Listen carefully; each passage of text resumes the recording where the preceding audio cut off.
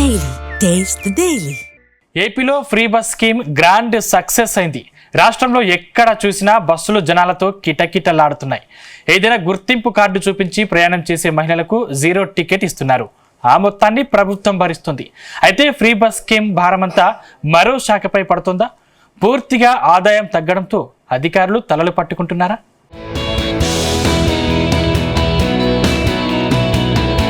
ఉమ్మడి తూర్పు గోదావరి జిల్లా వ్యాప్తంగా ప్రసిద్ధిగాంచిన ప్రఖ్యాత ఆలయాలు ఎన్నో ఉన్నాయి. తుని నుంచి అంతర్వేది వరకు ఉమ్మడి తూర్పు గోదావరి జిల్లా సరిహద్దు పరిధిలో తుని తలుపులమ్మలోవ, అన్నవరం సత్యనారాయణ స్వామి, పిఠాపురం కుక్కుటేశ్వర స్వామి, శ్రీపాద వల్లభుడు, గొల్లప్రోలు అపర్ణాదేవి, కాకినాడ బాల త్రిపుర సుందరి, కొవ్వూరు వారాహిదేవి, సామర్లకోట ద్రాక్షారామ పంచారామ క్షేత్రాలైన భీమేశ్వర స్వామి ఆలయాలు, వాడపల్లి వెంకటేశ్వర స్వామి, ఐనవిల్లి విఘ్నేశ్వర స్వామి, మురుముళ్ల వీరేశ్వర స్వామి, బిక్కవోలు లక్ష్మీ గణపతి, గొల్లల మామిడాడ సూర్యనారాయణమూర్తి, కోదండ రామాలయం, పెద్దాపురం మండలం తొలి తిరుపతి, కోరుకొండ, పుట్టకొండ, అంతర్వేది లక్ష్మీ నరసింహస్వామి, తంటికొండ వెంకటేశ్వర స్వామి, రాజమండ్రి మార్కండేయ స్వామి, గోదావరి స్నానం, ఇలా సుమారు 100కు పైగా అత్యంత ప్రఖ్యాతిగాంచిన ఆలయాలున్నాయి. గతంలో ఈ ఆలయాలకు బస్సు మారి బస్సు ఎక్కి వెళ్లేందుకు మహిళలు తెగ ఇబ్బంది పడేవారు. ఇప్పుడంతా ఫ్రీ. దాంతో భారీ సంఖ్యలో ఆలయాలకు మహిళలు ఫ్రీ బస్ ద్వారా వెళ్తున్నారు. ఆలయాలన్నీ వేలాది మంది భక్తులతో కిటకిటలాడిపోతున్నాయి. గతంలో ఒక్కో ఆలయానికి ఒక రోజు విశిష్టత ఉండేది. అప్పుడు మాత్రమే ఆలయాల్లో జనం కనిపించేవారు. వారాహిదేవి ఆలయంలో ఆదివారం, శుక్రవారం, మంగళవారం, వాడపల్లి వెంకన్న సన్నిధిలో శనివారం, తొలి తిరుపతిలో శనివారం, బాల త్రిపుర సుందరిలో శుక్రవారం, ఇలా ఒక రోజు ఒక ఆలయానికి వెళ్లేవారు. కానీ ఇప్పుడు మొత్తం సీన్ మారిపోయింది.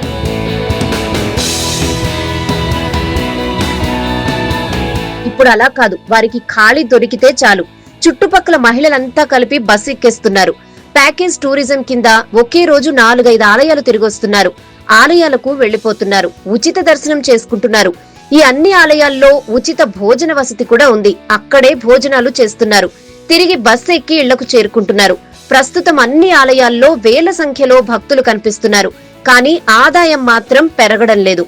ఖర్చులు పెరిగిపోతున్నాయని దేవాదాయ శాఖ వాపోతోంది. ఉచిత దర్శనం, తద్వారా టికెట్లపై ఆదాయం రావడం లేదు. ఉచితంగా అన్నప్రసాదంతో ఇక్కడ అన్నప్రసాద విరాళాలు తగ్గిపోయాయి.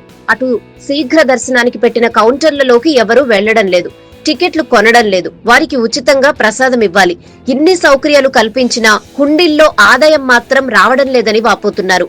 గతంతో పోలిస్తే ఆదాయం తగ్గింది. భక్తుల సంఖ్య పెరిగిందని అధికారులు చెబుతున్నారు.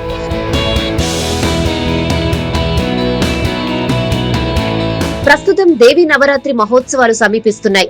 ఆ తర్వాత కార్తీక మాసం ఉంటుంది. ఆ సమయంలో అన్ని ఆలయాలకు వెళ్లే భక్తుల సంఖ్య మరింత పెరిగే ఛాన్స్ ఉంది. ఇలా భక్తులు పెరిగిపోతే ఆలయ సొమ్ములే ఖర్చు పెట్టాల్సి వస్తుందని ఆలయ ఈవోలు చెప్తున్నారు.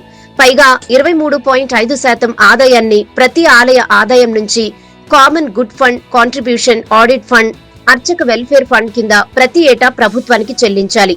భక్తుల సంఖ్య పెరగడంతో వారిని వెంటనే దర్శనం చేసి పంపించేందుకు పారిశుద్ధ్య నిర్వహణ, మంచినీరు, మరుగుదొడ్లు క్లీన్ చేయించడం వంటి వాటికి ఆలయంలో రోజువారీ కూలీలు చెల్లిస్తూ కార్మికులను, సిబ్బందిని నియమిస్తున్నారు.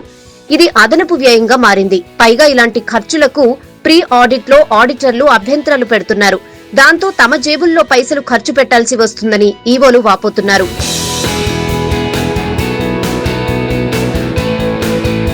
ఇదిలా ఉంటే రాష్ట్ర ప్రభుత్వానికి ఉచిత బస్ పథకం మంచి పేరు తెచ్చింది. కానీ ఇదే పథకం తమకు ఆదాయం సమకూర్చకపోగా తమ ఉద్యోగాల మీదకు తెస్తోందని దేవాదాయ శాఖ పరేషాన్ అవుతోంది. భక్తులకు సౌకర్యాలు కల్పించేందుకు ఖర్చులు చేస్తుంటే ప్రీ ఆడిట్ లో ఆడిటర్ల అభ్యంతరాలు పెడుతున్నారని, దీంతో తాము అప్పుల పాలవుతున్నామని దేవాదాయ శాఖ అధికారులు, ఈవోలు, ఉద్యోగులు, సిబ్బంది వాపోతున్నారు. ఇది కేవలం ఒక్క తూర్పు గోదావరికే పరిమితం కాలేదని టాక్ సైతం వినిపిస్తోంది. రాష్ట్ర వ్యాప్తంగా ఇదే సిచ్యువేషన్ ఉందంటున్నారు. మొత్తం మీద ఫ్రీ బస్ తమ ప్రాణాల మీదకు వచ్చిందని ఆలయ ఈవోలు తలలు పట్టుకుంటున్నారు.